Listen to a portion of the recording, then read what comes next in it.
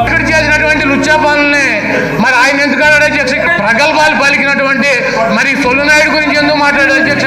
ఊతకర్రలు ఉంటాయి కానీ పార్టీ నడపలేని వాళ్ళు. చంద్రబాబు గారు చూస్తే నాకు ఒక్క మాట గుర్తొస్తుంది అధ్యక్ష.